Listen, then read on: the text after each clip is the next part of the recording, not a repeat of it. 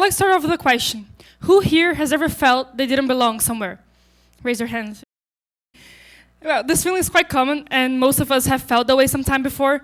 And as everything in our modern day lives, examples of this have leaked into the internet, and pictures like this one are very easy to find. But something that may slide off the radar when looking at this picture is the concept of normal girls this person used, and why it would appear interesting for them to distance themselves from it. So to look into what does it mean to be a normal girl, we first have to look into what does it mean to be a girl. Well, as soon back as the 1950s, this question have a very direct answer, complete with a list of things every girl should attend to. In the sewing kit ad, this guy is completely impressed at how perfect this woman is. Just before he sees that her skirt isn't sewing, which throws him off fencing her, he lists all the reasons why she's perfect. To cite some, he says she can cook, she can dance, she can sing, and above it all, she's smart. Who could top that? But then came second wave feminism. Different from the first one that requested civil rights and legal equality, this wave focused more on a change to the cultural approach to womanhood. They wanted to question what it meant to be or to become a woman. And to do that, they neglected at once all traditional femininity. With this radical way, these classic feminists created in our conservative, patriarchal society a new type of women, closely associated with traditionally masculine traits. They reflected the changes feminists wanted for the whole society. So instead of changing the way society saw women, the movement ended up creating this different section of women that was radically different to what the ideal girls would be. And with the rise of counterculture all through the 60s, 70s, 80s, and 90s, this category not only applied to women that became important in their fields and started to win awards and became important for the whole world, but also with women that neglected femininity in the punk and rock movements. Yes.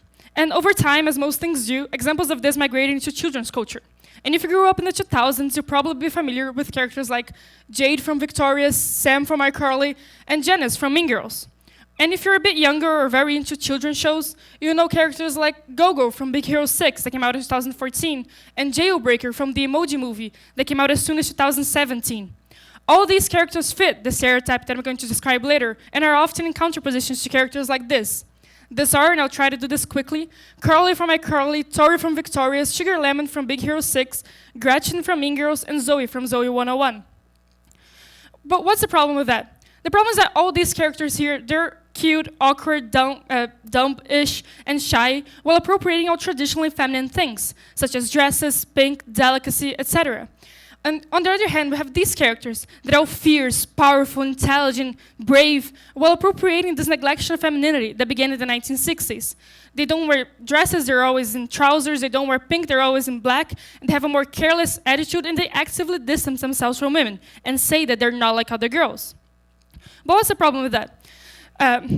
Girls grow up to be like this. Imagine a little girl, and all your role models in your TV shows present you two pathways to follow.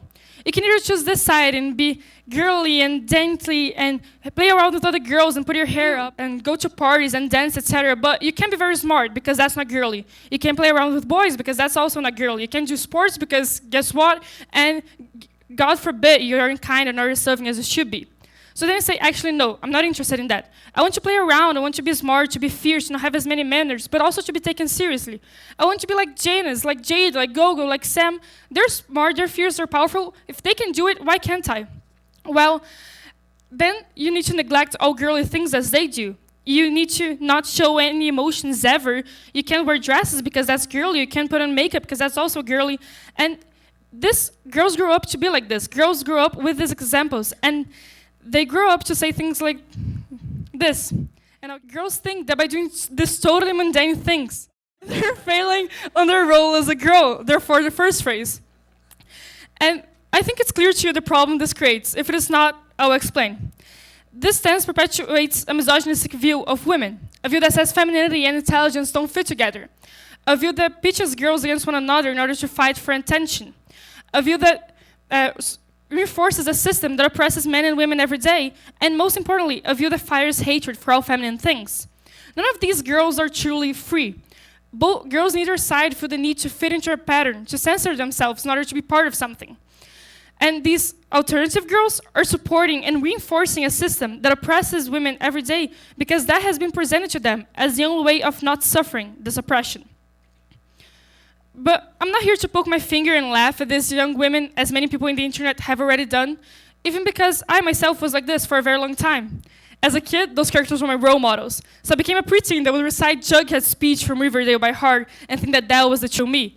That I was weird, that I was a weirdo, that I couldn't fit in and I didn't want to fit in because that made me better than all the rest. Because I saw all those influences around me saying, girls are shallow, girls are weak, girls can do math, girls only think about boys, etc. Instead of saying that those were wrong, I enjoyed these people and said, true, but I am the only exception. I was so desperate for my voice to be heard that I did not see an issue in pushing a lot of my gender down.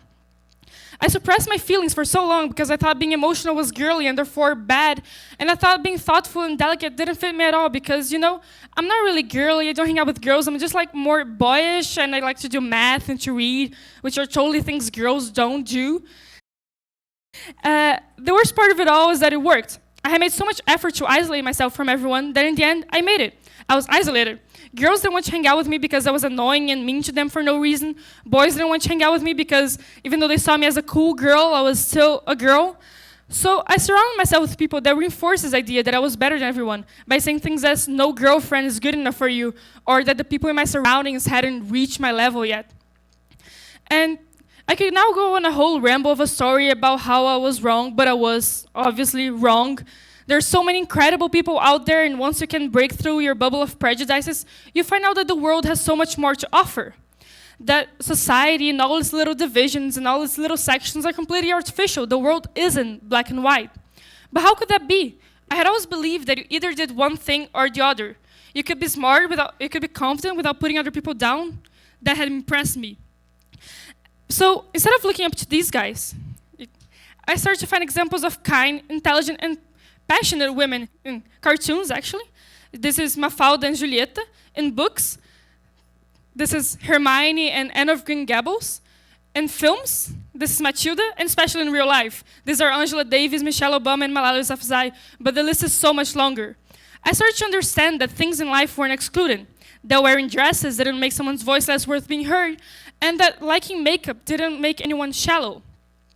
And most importantly, that no one is simple. One of the most intelligent and centered people I know is also the one that likes to wear pink and that dreams of having a husband. The girl that I used to think was completely childish has an emotional intelligence I dream of having.